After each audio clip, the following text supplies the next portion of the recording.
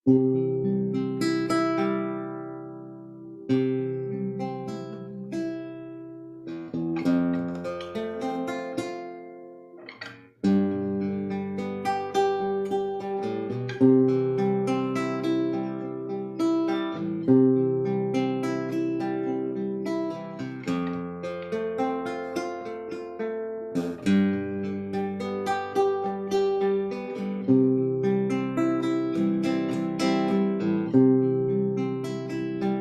bisa ditampilkan. Ya, ini dia. Siapakah ular itu? Ular itu adalah alat iblis, ibu-ibu. Karena ular mengambil perhatian manusia dan mencobai manusia waktu di Taman Eden ya. Bagaimana Alkitab menjelaskan tentang ular? Ya, ular itu adalah simbol dari si iblis. Perjanjian Lama kalau kita lihat di Alkitab kita tidak menjelaskan tentang si ular ini siapa. Tetapi kalau kita lihat di Perjanjian Baru, di kitab Wahyu, kita bisa temukan si ular itu siapa. Nah, kita lihat slide berikutnya. Kita akan baca bersama-sama dalam hati ya saudara-saudara.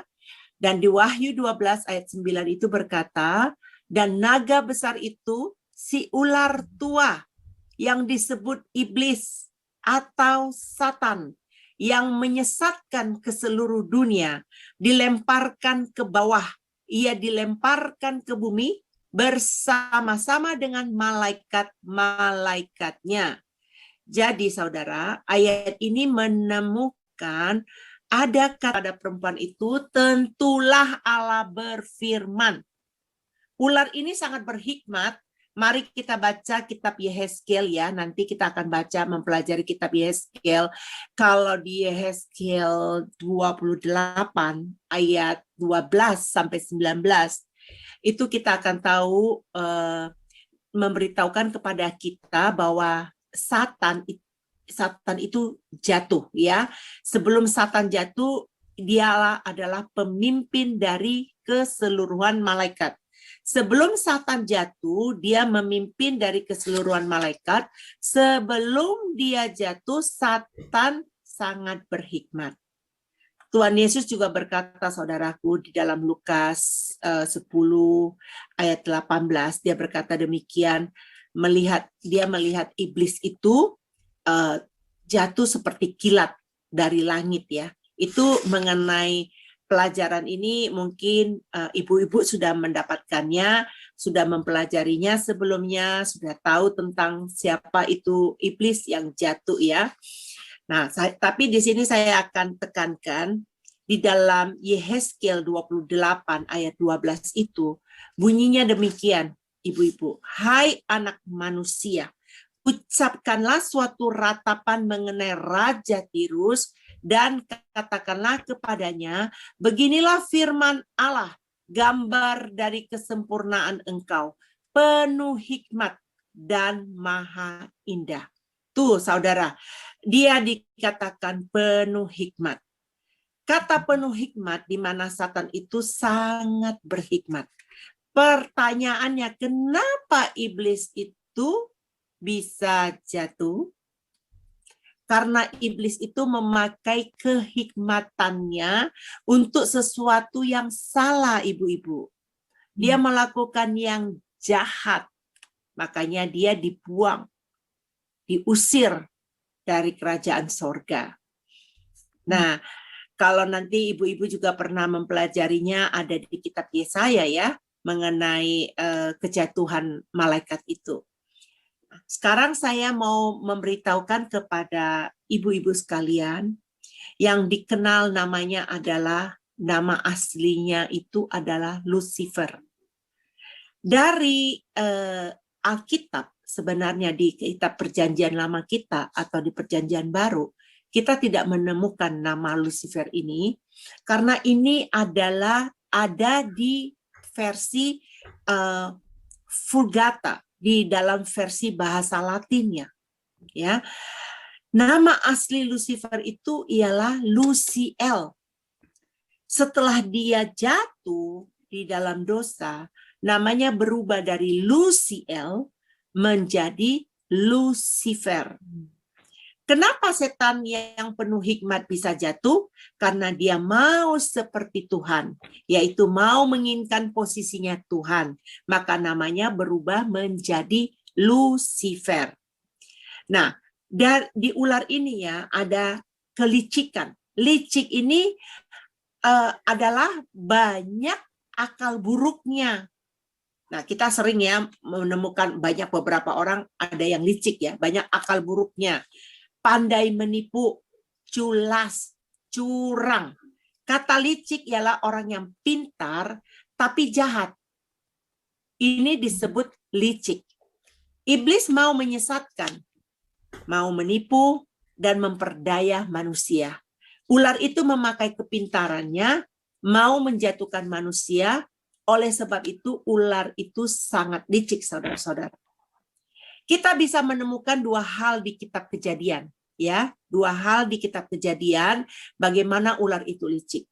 Nomor satu, cara ular memanggil Allah itu Jehovah hanya dengan sebutan Allah saja.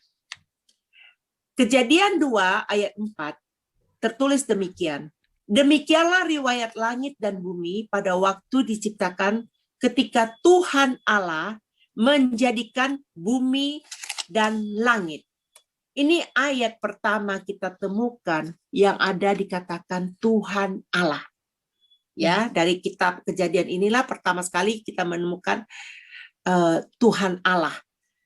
Yang sama dengan Tuhan Jehovah. Ya. Dan perhatikan ya saudara-saudara di Kejadian 3 ayat 1.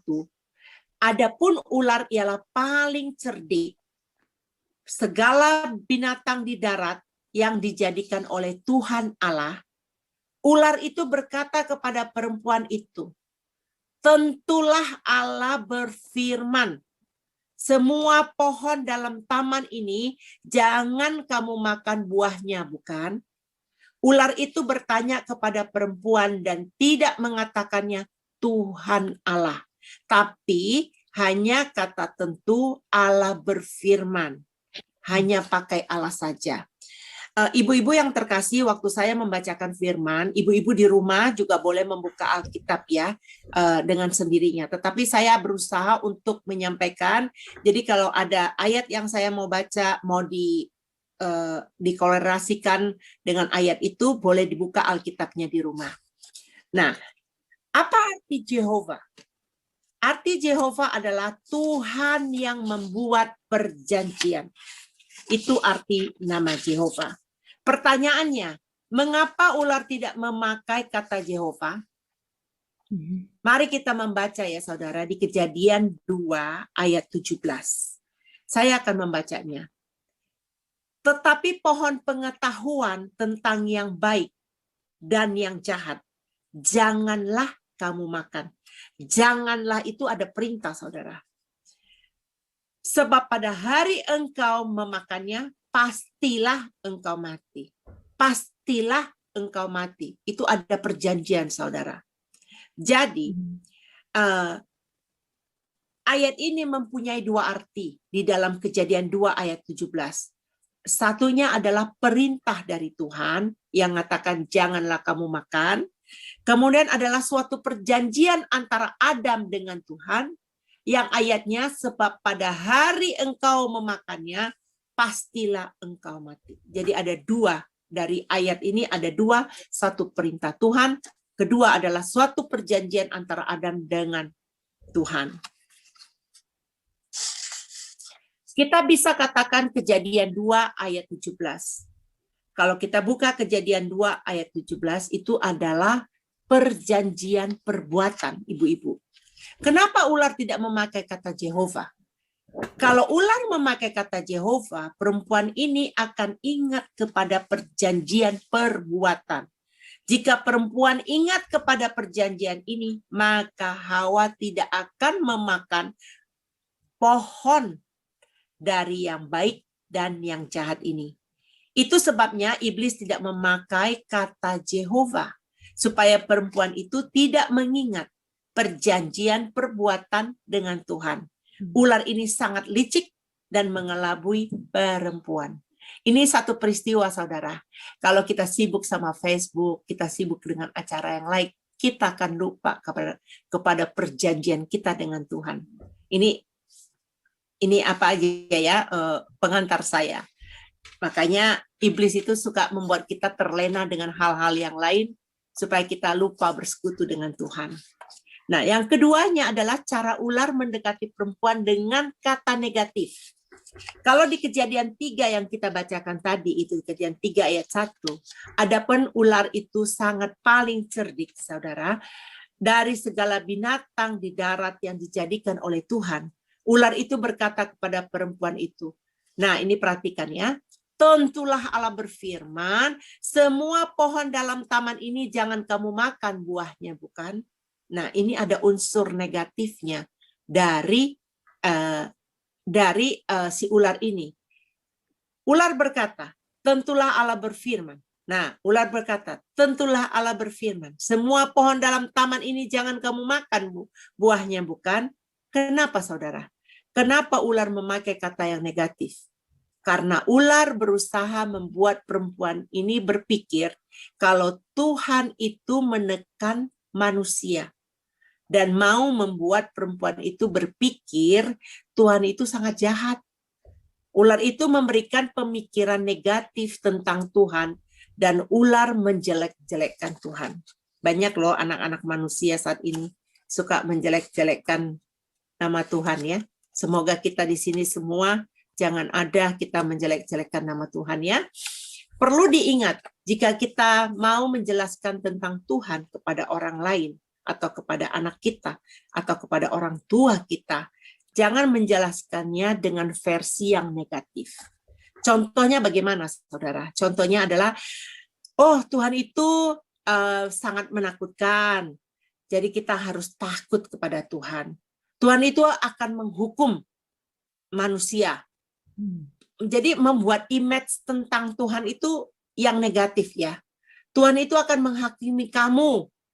Tuhan akan murka kepada kamu karena dosa-dosamu gitu. Pengajaran ini mengakibatkan orang itu punya image ya tidak senang kepada Tuhan. Jadi mereka merasa Tuhan ini kok kayak begini gitu loh ya. Nah, jika kita katakan bahwa kepada yang kita injili bahwa Tuhan itu penuh kasih, Dia mau menebus kita dari dosa-dosa kita, Tuhan itu Maha Pengampun, Tuhan itu Maha Pemurah, ya, pasti orang-orang akan mencintai Tuhan. Ular memakai kata negatif karena taktik. Nah, ini ular ini punya taktik. Membuat perempuan kecewa. Dia supaya membuat jemaat kudus, membuat orang-orang kecewa dan komplain kepada Tuhan.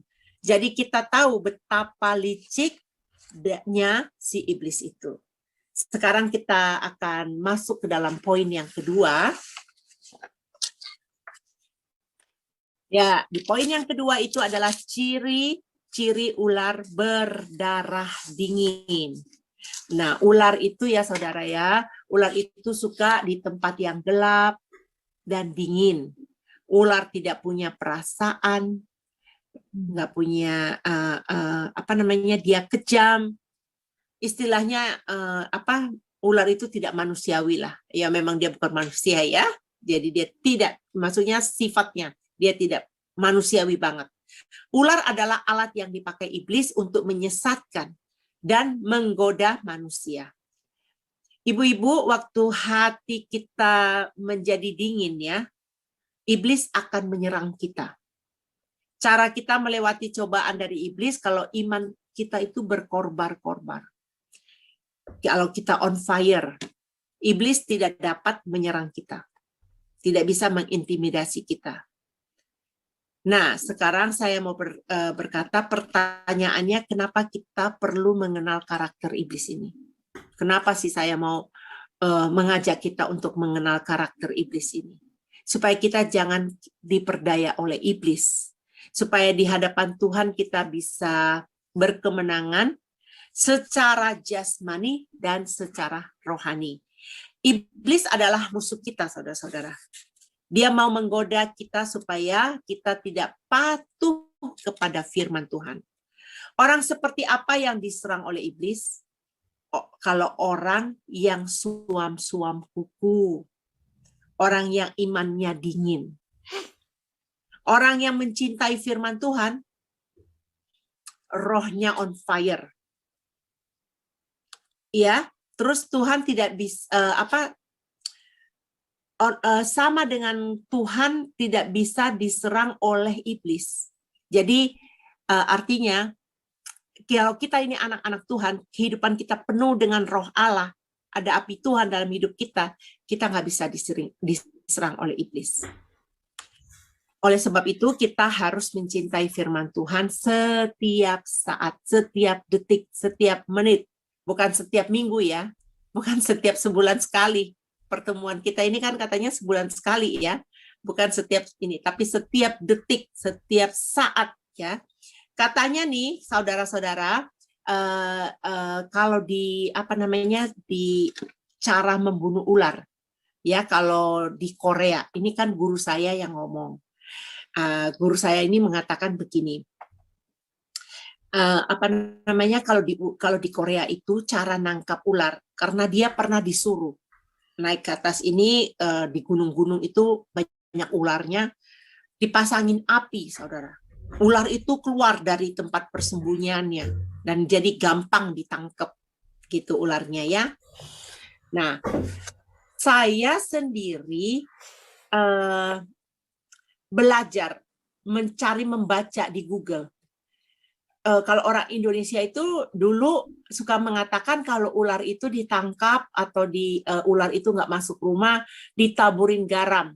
Ibu-ibu masih ingat tuh ada istilah garam ditaburin, ular itu jadi takut datangnya. Ternyata itu tidak ampuh. Yang mengampuhkan dia itu kalau disiram dengan semprotan wangi-wangian. Jadi ular itu nggak bisa menyerang kita dan nggak bisa mendekat ke dalam rumah. Nah, apa yang Tuhan berikan kepada saya waktu saya membaca itu? Saya bilang gini, wih, Tuhan luar biasa ya. Ternyata betul, di waktu kita berdoa, waktu kita menyembah Tuhan ya, itu kan hadirat Tuhan itu luar biasa. Sehingga waktu kita bernyanyi, memuji Tuhan itu seperti dupa yang harum. Jadi wangian kita itu harum di mata Tuhan. Kalau kita berbuat dosa ya kita nggak wangi, kita menjadi busuk. Tapi kalau kita hidup kudus, kita menjadi dupa yang harum. Nah, disitulah iblis akan menjauh, mentengking.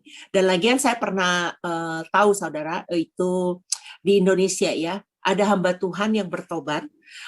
Jadi keluarganya mau meracuni dia, ya, dia minum, tapi dia tidak mati.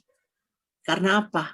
Satu, memang ada kuasa Tuhan dalam dia, tetapi dia firman itu yang menghidupkan dia. Firman itu yang menyelamatkan dia. Jadi ibu-ibu sekalian, mari kita on fire selalu di dalam Tuhan ya. Nah, arti rohaninya ini, cara ini sama bagi kita untuk menghentikan serangan iblis. Pastikan iman kita berkorbar-korbar, iman kita yang membara-membara, iman kita on fire. Jadi iblis akan lari dengan sendirinya waktu kita mengimani firman Tuhan. Hidup sesuai firman Tuhan. Di saat itulah iman kita bernyala-nyala dan berkorbar-korbar on fire ya. Nah, di dalam Lukas ayat Lukas 24 ayat 32 ya. Kita ini mungkin saya nggak masukin ayatnya, tetapi ada mungkin bisa dicatat Lukas 24 ayat 32. Oh, ada ya. Lukas 4 ayat 32. Oke. Katanya gini, kata mereka seorang kepada yang lain, bukankah hati kita berkorbar-korbar ketika ia berbicara dengan kita di tengah jalan dan ketika ia menerangkan kitab suci kepada kita. Ini ada peristiwa di kitab Injil kita, di Kejadian 34 ayat 32 ini. Itu ya, ada waktu Yesus Kristus menerangkan firman Tuhan, iblis tidak bisa menyerang jika kita mempunyai api Tuhan. Baik, kita akan lanjut pada poin yang ketiga, itu adalah ciri ular itu punya lidah yang bercabang. Artinya ular bisa berkata beda-beda ya. Ular itu pintar berbohong.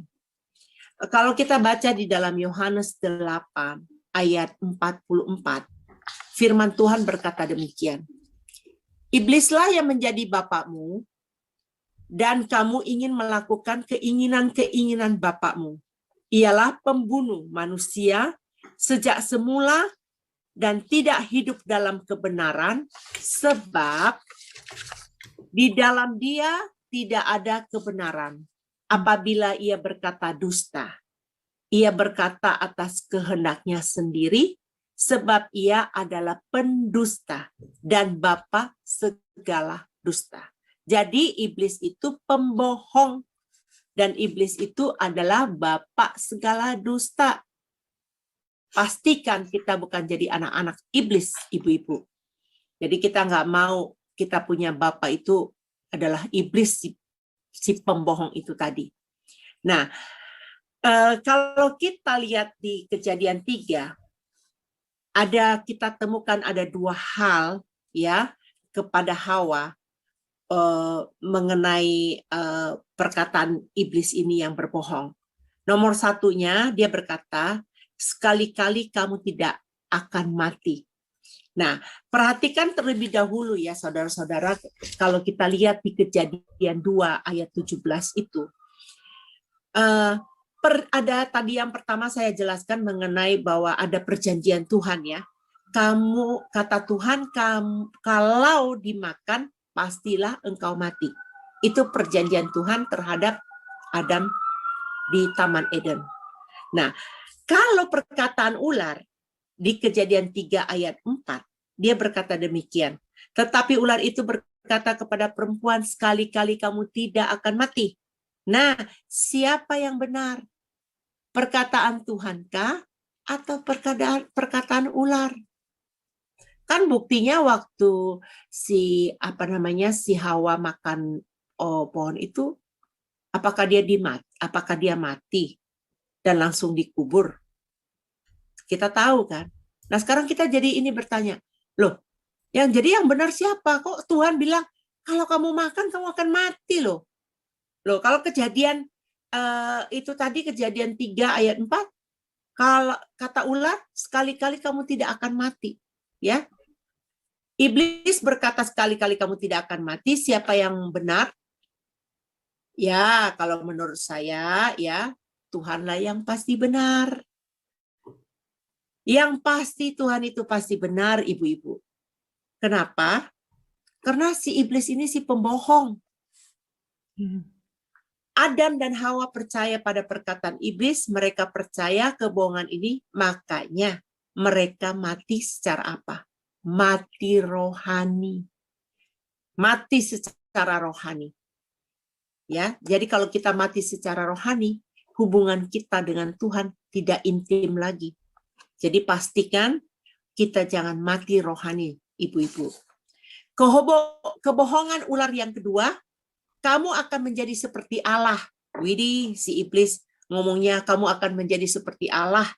Kalau kita baca di Kejadian 3 ayat 5, tetapi Allah mengetahui bahwa pada waktu kamu memakannya, matamu akan terbuka dan kamu akan menjadi seperti Allah, tahu tentang yang baik dan yang jahat. Apa ibu-ibu perkataan iblis? Kamu akan menjadi seperti Allah. Orang yang menerima perkataan iblis, ciri-cirinya orang itu pembohong.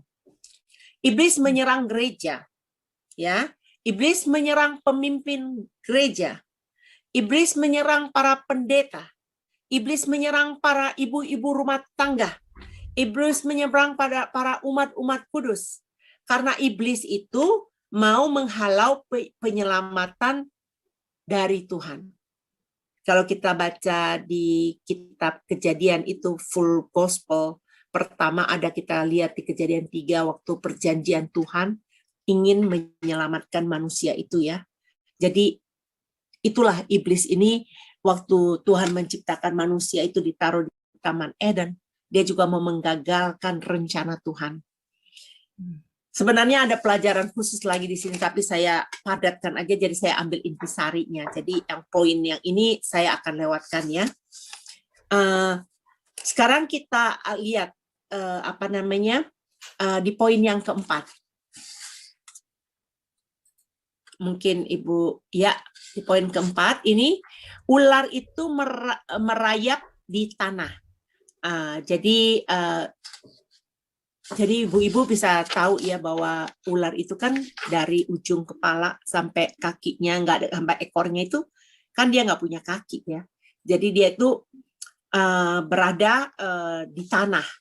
Karena ular tidak mempunyai kaki dan tangan, keseluruhan tubuh ular itu menyentuh tanah, dan cara ular bergerak itu dengan cara dia merayap dan melatah. Nah, demikian juga iblis kalau merasukin kita, dia itu merayap, dia masuk pelan-pelan, masuk ke pikiran, masuk ke dalam hati. Nah, hati-hati ibu-ibu ya. Tanah ini melambangkan kejatuhan manusia, kejatuhan dosa Adam dan Hawa ya. Kita ketahui manusia pertama itu jatuh dalam dosa karena ular. Mereka menerima perkataan ular daripada apa? Dari perkataan Tuhan. Itu artinya apa, saudara? Pikiran yang dikontrol oleh iblis penuh dengan hal-hal duniawi yang jasmani saja. Iblis membuat kita buta rohani. Iblis mau kita Iblis mau kita itu tidak patuh kepada Tuhan. Apa kata firman kepada kita di dalam Kolose 3 ayat 1 sampai 3. Nah, kalau ini saya mau minta salah satu ibu, mungkin Ibu Epi bisa bantu kita untuk membaca ayat ini di dalam Kolose 3 ayat 1 sampai 3. Slide-nya biar suaranya Ibu Epi aja yang membacakannya. Silakan Ibu Epi. Kolose 3 ayat 1 sampai 3. Kedengaran ya, Mbak? Ya, kedengaran. Kolose 3 ayat 1 sampai 3. Karena itu, kalau kamu dibangkitkan bersama dengan Kristus, carilah perkara yang di atas, di mana Kristus ada duduk di sebelah kanan Allah. Pikirkanlah perkara yang di atas, bukan yang di bumi. Sebab kamu telah mati dan hidupmu tersembunyi bersama dengan Kristus di dalam Allah. Ya, makasih Ibu. Apa ibu-ibu tentang firman ini? Di dalam firman ini dikatakan, pikirkanlah perkara yang di atas, bukan yang di bumi. Itu artinya apa? Kita harus memikirkan hal-hal yang rohani. Jangan pikirkan hal-hal yang duniawi. Kita harus memikirkan dunia yang kekal. Apakah saudara memikirkan dunia yang kekal? Kenapa saudara harus memikirkan dunia yang kekal? Supaya kita itu bisa fokus, agar tidak gagal, dan supaya kita itu bisa berkemenangan. Dan pada akhirnya kita dilayakkan masuk dalam kerajaan Allah yang kekal.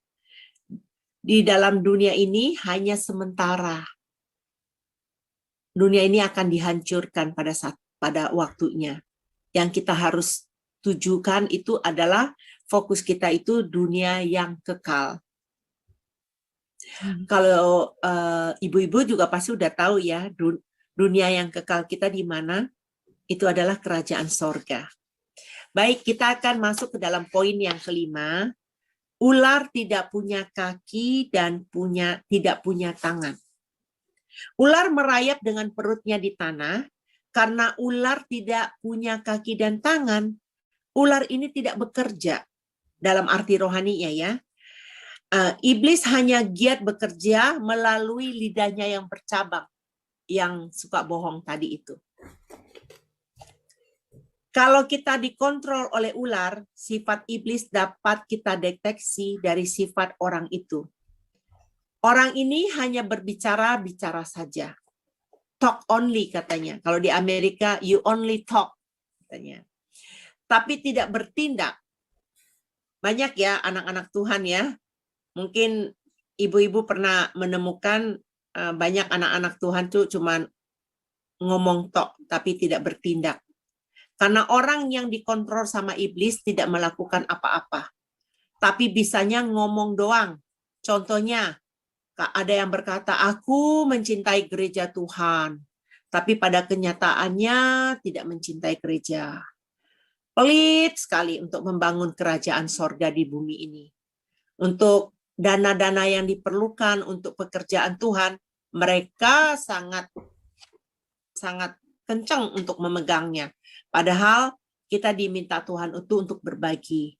Nah, apakah anak-anak Tuhan itu udah punya rasa simpatisan, punya belas kasihan, punya kemurahan, itu buah-buah roh. Ya, ada 1 buah tapi 9 rasa. Nah, terus bahkan ada juga yang nggak memperdulikan kalau umpamanya pembangunan gereja. Ya, memang gereja ini bisa berbentuk bangunan, tetapi ada juga yang berbentuk fisik. Karena kita semua ini ibu-ibu itu kita adalah gereja-gerejanya Tuhan.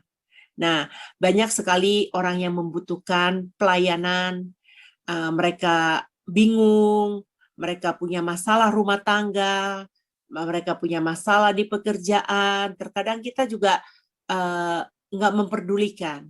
Nah, cara memperdulikan kita kalau kita paling utama adalah dengan mendoakan. Kita mendoakan mereka, itu salah satunya kalau memang paling sedikit kita untuk memberikan perhatian itu, ya. Gereja di sini bisa berbentuk gedung gereja dan arti gereja yang lain adalah umat Tuhan. Kita ini adalah gereja, tangan dan kaki harus mau dipakai untuk melayani setiap gereja. Tuhan memanggil setiap orang percaya untuk bekerja di ladangnya. Dunia ini ladang yang dipercayakan untuk digarap. Ya, untuk digarap. Pelayanan ada yang menjadi kaki untuk mengabarkan Injil, ada yang jadi tangan untuk menolong pekerjaan Tuhan. Ya. Yakobus 2 ayat 26 berbunyi demikian.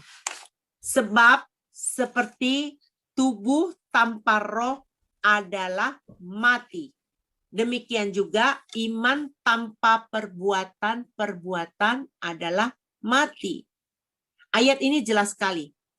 Tahukah kalian kalau iblis mengakui keberadaan Tuhan? Nah, siapa yang tahu tuh?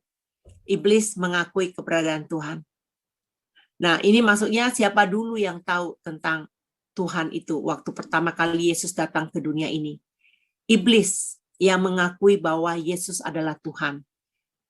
Iblis terlebih dulu yang mengenali bahwa Yesus itu Tuhan waktu Tuhan Yesus berdiri di hadapan iblis.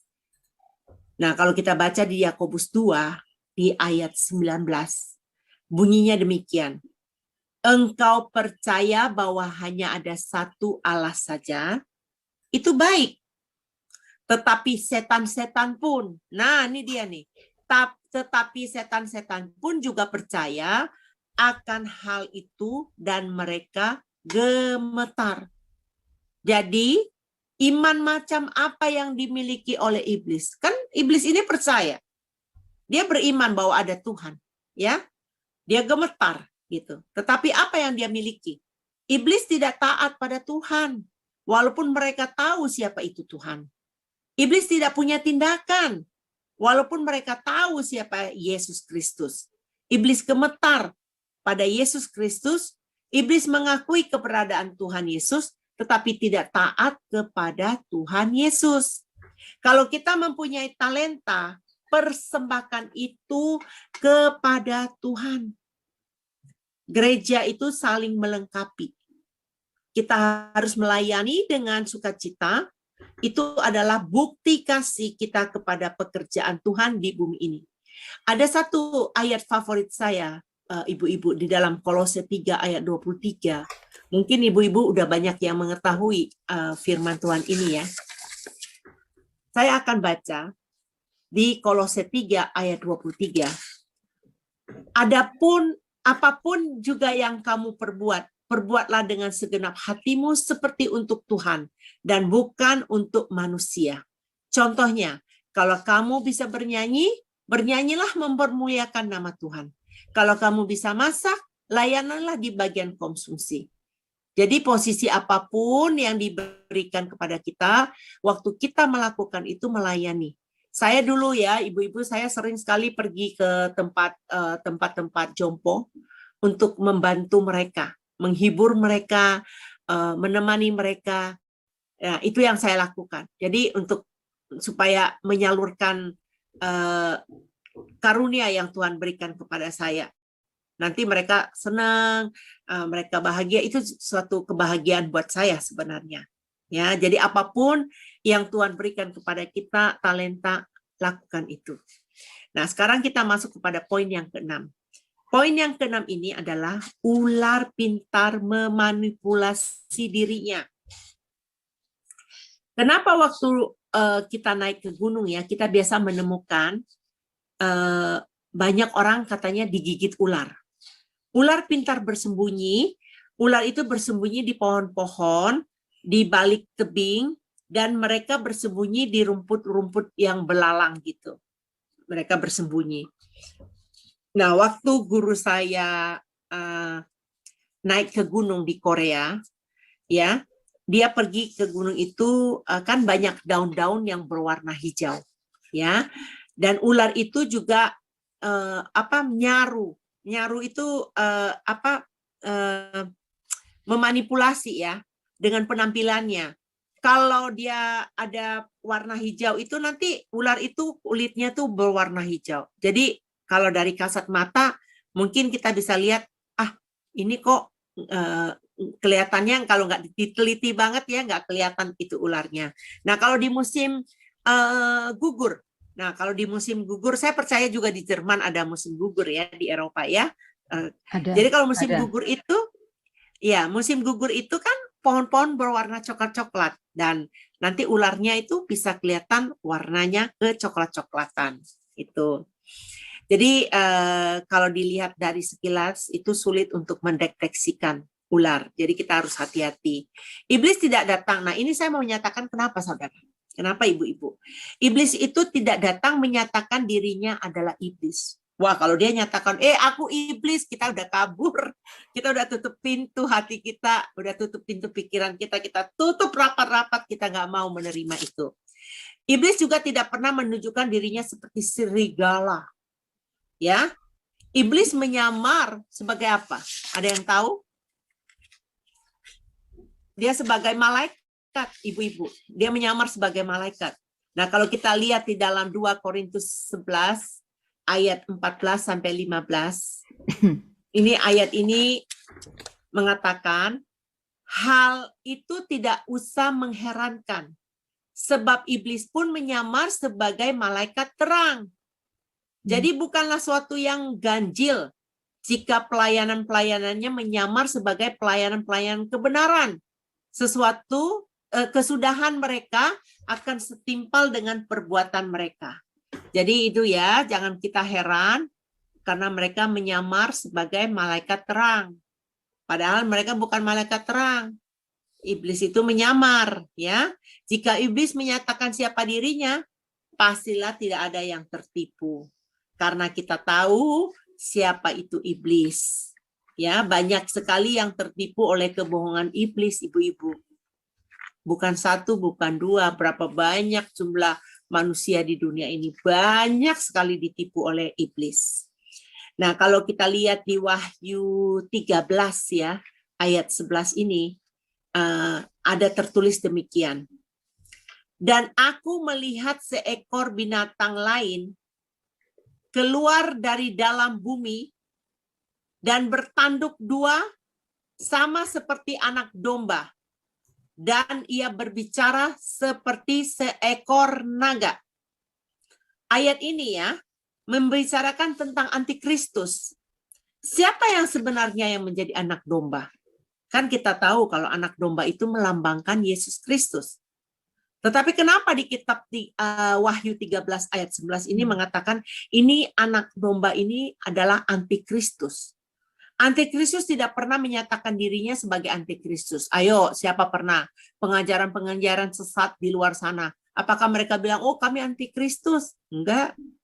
Mereka meyakinkan kita sedapat mungkin untuk memahami pengajaran mereka, tapi mereka membelokkan kita. Ya, jelas sekali seperti saksi Yehova. Mereka tidak mengakui bahwa Yesus itu adalah Tuhan. Mereka mengakui bahwa Yesus itu diciptakan. Ya. Kemudian di dalam ayat ini ya, kalau kita baca ya di dalam Wahyu 13 ayat 1 tadi ya. Ibu-ibu bisa mungkin buka Alkitabnya nanti atau sekarang juga. Ada dikatakan itu antikristus muncul seperti anak domba yang menyamar seperti anak domba itu. Nah, ayat ini ya saudara-saudara, saya mau kasih tahu bahwa saya sebenarnya sangat sedih sebenarnya saat ini. Karena kalau mungkin ibu-ibu mengikuti ajaran acara YouTuber di Indonesia ya. Banyak sekali itu yang pengajaran-pengajarannya tidak sesuai dengan Alkitabiah. Jadi inilah yang saya katakan tadi itu bahwa mereka menyambar sebagai anak domba. Jadi kalau kita boleh katakan, jangan kita nilai dari kulitnya saja, penampilan luarnya, packagingnya itu menarik gitu ya, sehingga kita dikelabui.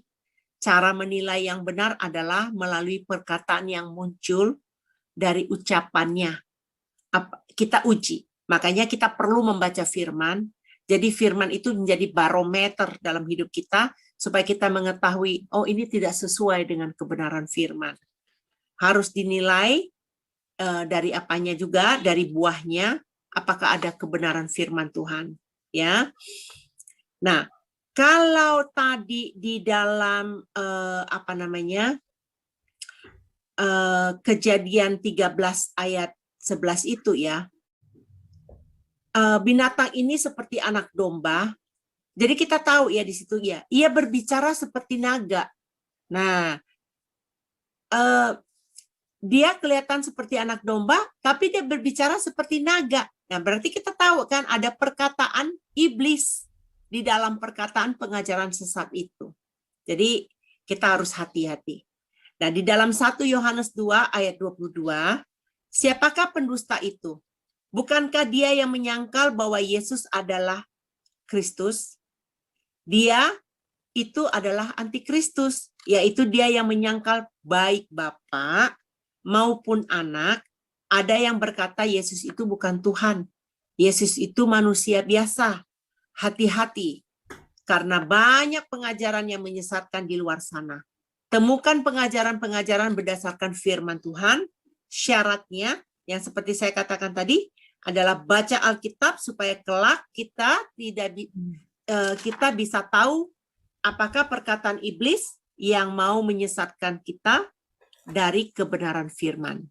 Sekarang tiba pada poin yang ketujuh. Kalau Ibu Murni bisa gantikan, ya ini poin yang ketujuh adalah ular mempunyai racun.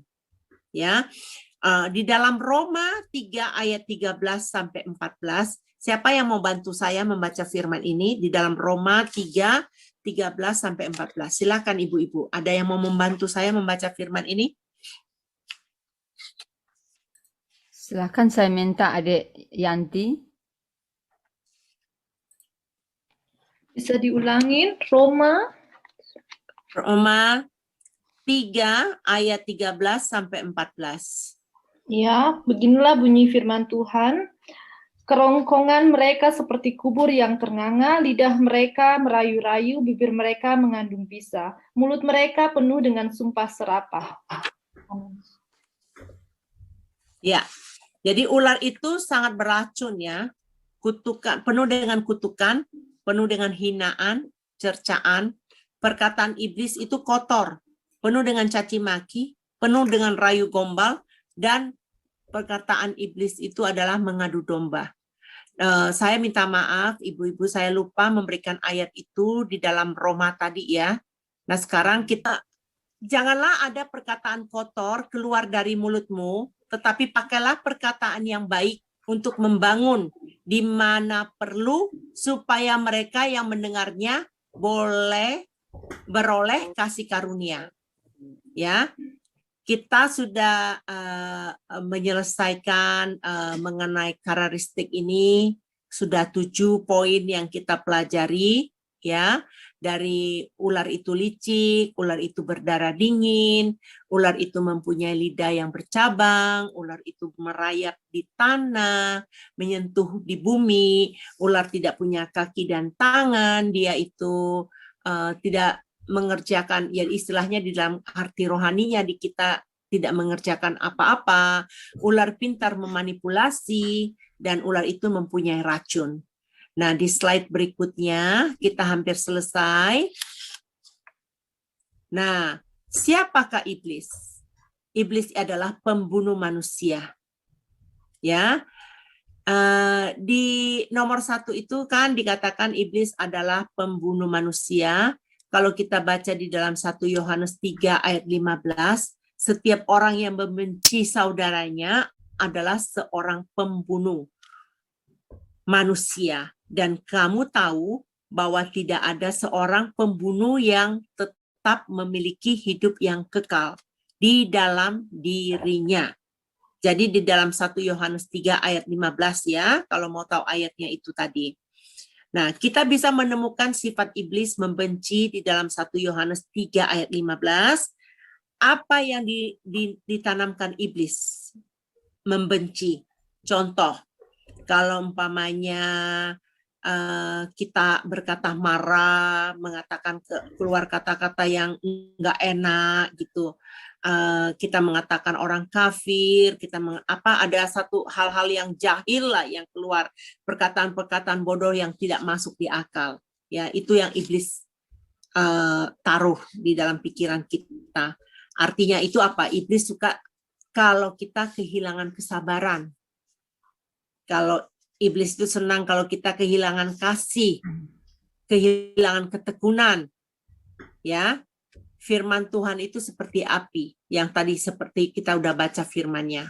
Di dalam Yeremia 23 ayat 29, bukankah firman-Ku seperti api, demikianlah firman Tuhan seperti palu yang menghancurkan bukit batu. Itu ayatnya ada di Yeremia 23 ayat 29. Yang berkata sekali lagi, bukankah firman-Ku seperti api. Jadi firman Tuhan itu seperti api ya. Kalau di dalam Lukas 24 ayat 32 berbunyi demikian. Kata mereka seorang kepada yang lain, bukankah hati kita berkorbar-korbar ketika ia berbicara dengan kita di tengah jalan dan ketika menerangkan kitab suci kepada kita. Nah, ini kan seperti yang kita tahu ya, bahwa waktu tadi yang udah kita baca sebelumnya, waktu kita menerima firman Tuhan itu harus ada penerimaan yang baik supaya hati kita itu on fire, berkorbar-korbar sama Tuhan. Jadi di poin yang kedua itu perkataan iblis penuh dengan dusta. Dia adalah pembohong. Iblis itu pembohong. Kalau kita baca di dalam Matius 19 ayat 18. Matius 19 ayat 18, kata orang itu berkata kepadanya, perintah yang mana? Kata Yesus, jangan membunuh, jangan berzina, jangan mencuri, jangan mengucapkan saksi dusta. Ayat berkata dengan mengucapkan saksi dusta. Saksi dusta ini berarti pembohong, ya. Jadi slide berikutnya, kesimpulan kita belajar firman Tuhan hari ini ya. Iblis memakai ular sebagai alatnya. Nah, itu iblis memakai ular sebagai alatnya. Seandainya kita memiliki karakter ular, artinya kita adalah alatnya si iblis. Jadi budaknya si iblis. Ya. Mari kita belajar bersama-sama memperbaiki diri untuk tidak mempunyai karakter ular. Apakah ada yang setuju dengan saya?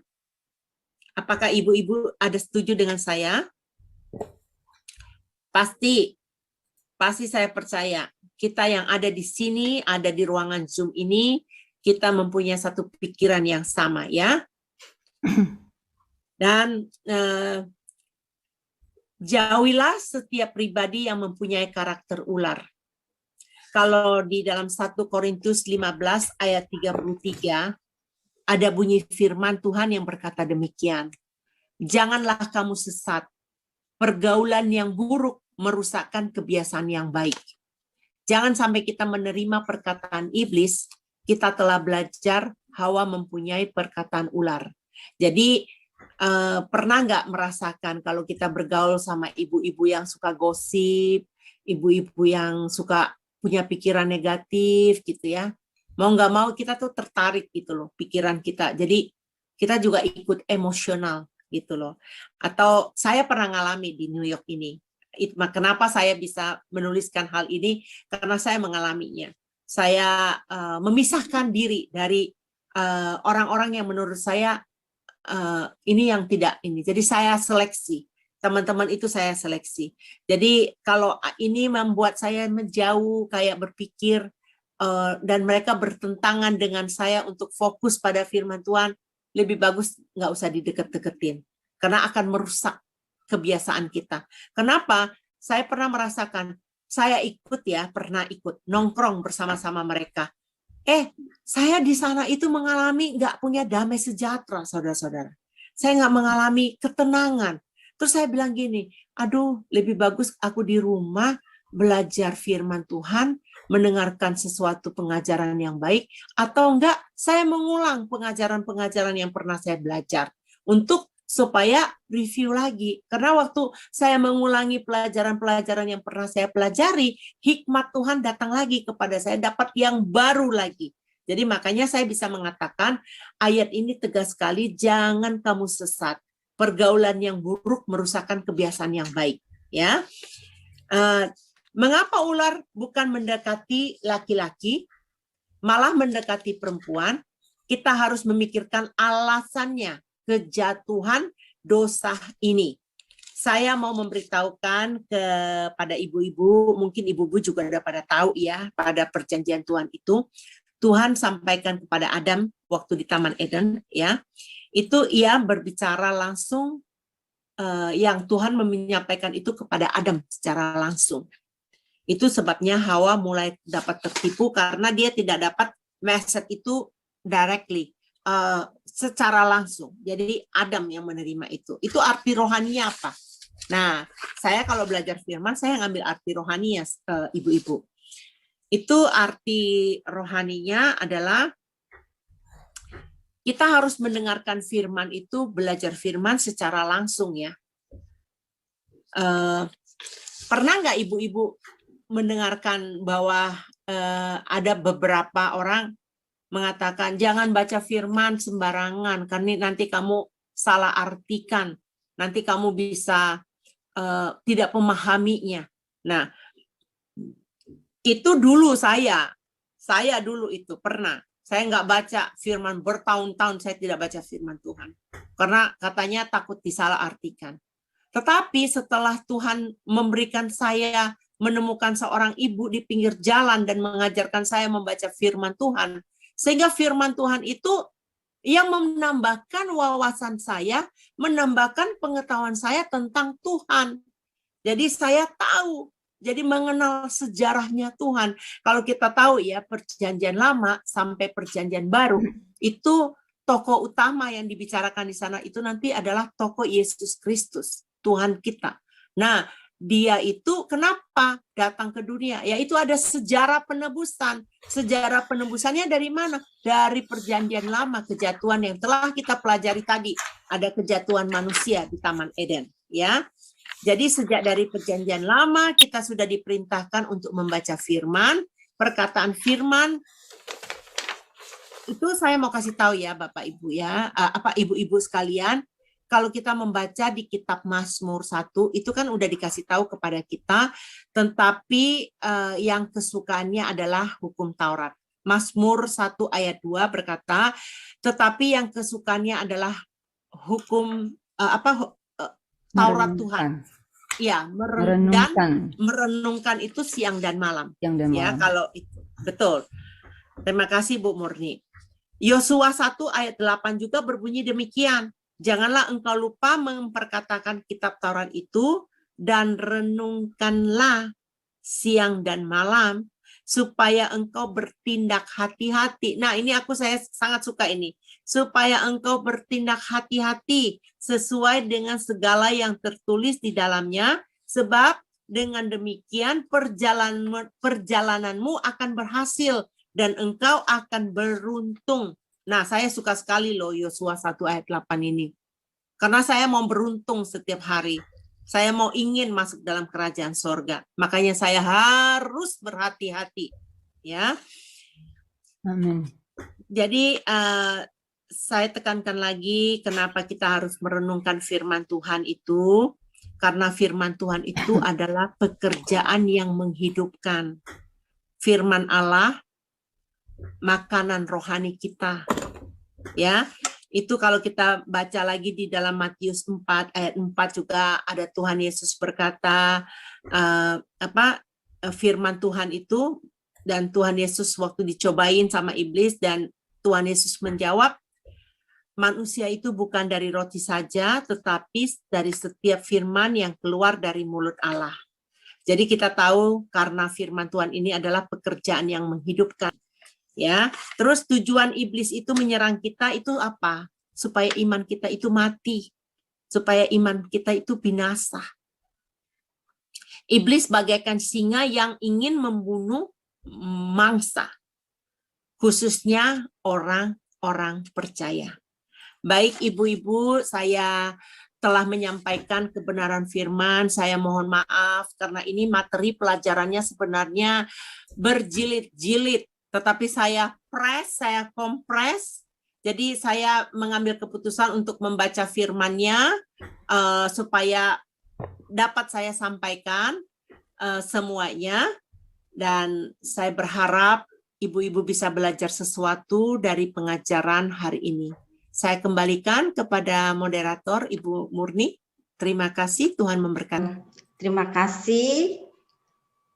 Saya atas nama KTB sangat-sangat berterima kasih atas pengajaran hari ini yang benar-benar bagus banget ya. Yang selama ini kita nggak tahu di mana ular itu sebenarnya siapa gitu, apa karakter dari ular itu.